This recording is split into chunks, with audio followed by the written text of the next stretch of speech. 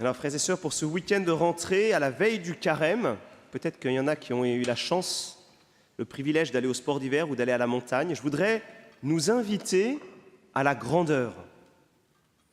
Frères et sœurs, nous sommes appelés, nous sommes créés pour la grandeur. Oui, à la suite des apôtres, nous sommes des envoyés, des témoins dans notre monde d'aujourd'hui. Et cela est grand, cela est noble. Et c'est bien pour cela que dans l'Évangile, le Christ nous met en garde. Nous met en garde pourquoi ? Que cet appel à la grandeur, cet appel à être témoin, ne nous fasse pas tomber dans l'orgueil, mais au contraire nous fasse grandir dans la magnanimité et l'humilité. Voilà son propos. Alors, nous sommes au chapitre 6 de Saint Luc, et Jésus vient d'appeler ses disciples, et vient en particulier d'appeler les 12 comme apôtres. Cet appel est tellement grand et dépasse tellement ce que nous pouvons même imaginer que Jésus enchaîne tout de suite avec une série de recommandations. C'est cela que nous devons recevoir ce soir. Tu as bien cette mission de guider tes frères. Tu as bien cette mission de les guider vers Dieu, de les guider vers la vie éternelle, de les guider sur un chemin de sainteté. C'est une grande mission. Mais attention. Et Jésus nous donne 2 mises en garde, 2 recommandations. La première recommandation que Jésus nous fait, c'est de rentrer dans l'humilité d'un discernement.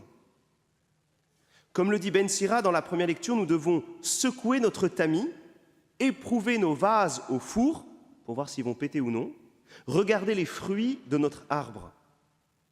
Alors pour cela, je vous propose 2 questions simples. Quels sont nos aveuglements et quels sont nos fruits ?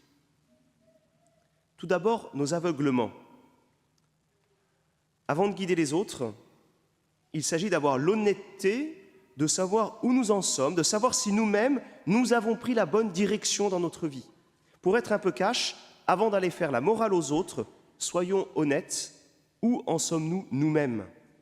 Quels sont nos points aveugles que probablement tout le monde voit et que nous avons pourtant du mal à discerner et que nous refusons peut-être même de voir, alors que tout le monde nous le dit ? Jésus est en train de dire à ses disciples « Je vous donne la mission de témoigner, de guider, mais ne devenez pas comme les pharisiens, car ils se prétendent guides, mais ils font tomber dans le trou. » Alors, chers disciples, rentrez dans l'humilité. Vous êtes les premiers à avoir besoin d'un guide. Et Jésus d'ajouter plus loin « Moi, je suis le chemin, la vérité et la vie. Moi, je suis la lumière du monde. » Alors, ce soir, la première grâce que nous pouvons demander à Jésus est celle de la lucidité sur nos angles morts, sur nos aveuglements, sur nos têtes dans le guidon. Deuxième question, quels sont nos fruits ? Ne fuyons pas l'appel du Seigneur en pensant que nous n'avons que des poutres dans les yeux, que nous ne sommes pas dignes, que nous sommes trop nuls. Ce serait une fuite de notre part et surtout une fausse humilité. Osons discerner à travers les fruits que nous portons, les talents et les charismes dont Dieu nous a équipés pour la mission, pour témoigner.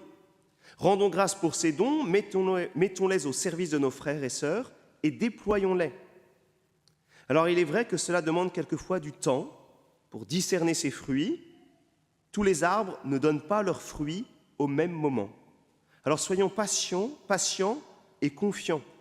Et surtout pleins d'espérance, car pour nous chrétiens, derrière une apparence de stérilité, de petitesse, peut se cacher une source. À votre avis, quel est l'arbre qui donne le meilleur des fruits ? Eh bien, c'est l'arbre de la croix. Et pourtant, les fruits apparents n'étaient que violence et mort. Alors, deuxième grâce à demander ce soir, la découverte de nos lieux de fécondité. Alors, pour résumer sur ces 2 questions, demandons à l'Esprit Saint de nous montrer ce qui déborde de notre cœur, à la fois ce qui vient de nos aveuglements et à la fois ce qui vient des dons reçus de Dieu. Alors, une fois que nous sommes un peu plus lucides, que la lumière se fait, Jésus nous invite deuxièmement à rentrer dans une conversion personnelle. Ne mettons pas la charrue avant les bœufs, ne nous permettons pas de guider notre prochain si nous n'avons pas commencé à nous laisser guider par le Christ. Seul le disciple qui a demeuré longtemps auprès de son maître, qui s'est exposé à son enseignement et a accueilli l'esprit de charité, peut porter la parole de Dieu sans la trahir et surtout sans l'utiliser pour régler ses comptes avec ses frères. Bref, l'avertissement du Christ est clair et tombe à pic avant ce mercredi des cendres. Commence par balayer devant ta porte. Soyons honnêtes, nous avons tendance à inverser cet ordre. Nous sommes la plupart du temps exigeants envers les autres et finalement indulgents envers nous-mêmes, nous trouvant toutes les excuses qui justifient nos paresses et nos travers. C'est exactement à l'inverse que nous sommes appelés. Changeons de regard, soyons exigeants envers nous-mêmes et trouvons des excuses à notre prochain. Quel chemin de conversion! Alors entendons le Christ nous dire « Enlève d'abord la poutre de ton œil ». Oui, tu es disciple du Christ. Oui, par ton baptême, tu reçois la mission d'être sel de la terre et lumière du monde. Mais il y a un ordre. Dit d'une autre manière plus positive, prends d'abord soin de ton âme. J'aime Jésus-Christ, disait saint Alphonse de Ligorie, et c'est pourquoi je brûle de lui donner des âmes. Mais d'abord la mienne, puis un nombre incalculable d'autres. De son côté, saint Bernard écrivait au pape Eugène III, « Saint-Père, commencez toujours par vous considérer vous-même. Que vous servirait de gagner tous les autres si vous veniez à vous perdre ?» Alors cette conversion personnelle, elle ne peut pas se faire à la force du poignet, comme si nous étions finalement toujours les maîtres et en capacité de tout contrôler. La conversion passe par un changement de regard, nous l'avons dit. Mais nous y arriverons si nous recevons ce regard d'un autre, du Christ. Comment est-ce que le Christ te regarde? Comment est-ce que le Christ te guide? Voilà la mesure. Et il nous guide comme le bon berger, c'est-à-dire comme celui qui respecte infiniment ta liberté, qui respecte infiniment ton rythme, qui est pourtant si lent. Et je pense alors à l'image du guide de haute montagne. Lui, il connaît le chemin, il est déjà allé au sommet, et pourtant, il se cale sur le rythme des personnes qui l'accompagnent. Il fait les bonnes pauses, il veille sur les besoins des personnes, à ce que chacun puisse boire et manger pour reprendre des forces. Peut-être s'il y a un passage difficile, il encourage, il tend la main. Voilà la manière dont le Christ agit avec nous. Voici la bonne mesure. Voici ce qui peut nous faire changer notre propre regard sur nos frères, afin que nous soyons des guides selon le cœur du Christ.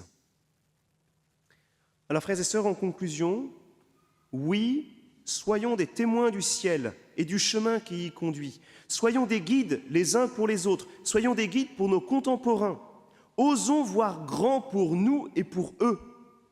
Pour eux et pour nous, rien de moins que la sainteté. Non pas que nous soyons meilleurs, mais parce que nous avons commencé à mettre nos pas dans ceux du Christ. Parce que nous travaillons à notre propre conversion et nous voulons servir nos frères. Alors oui, désirons la grandeur, celle d'être serviteur. C'est ce qu'est un guide, c'est ce qu'est un leader au sens évangélique. Notre maître, c'est le Christ, lui qui par son abaissement nous montre le chemin du ciel. Mais il nous invite à prendre sa suite, il nous invite à former des fraternités de cordées vers les sommets. Et dans ces cordées, chacun a son rôle et nous nous guidons les uns les autres. Frères et sœurs, osons nous demander, est-ce que dans nos amitiés, est-ce qu'avec mes collègues, nous nous tirons vers le haut? Je pense à vous, chers jeunes. Comment est-ce que dans vos amitiés, même quelquefois en soirée, quand vous vous retrouvez, est-ce que vous vous tirez vers le haut? Je pense à vous, les couples. Est-ce que tu tires vers le haut ta femme? Est-ce que tu tires vers le haut ton époux? Nos collègues, comment est-ce que, vous voyez, malheureusement, facilement, on se trompe dans des compromis, dans des complaisances, et finalement nous participons à nous tirer vers le bas, et en effet, à nous faire tomber dans le trou.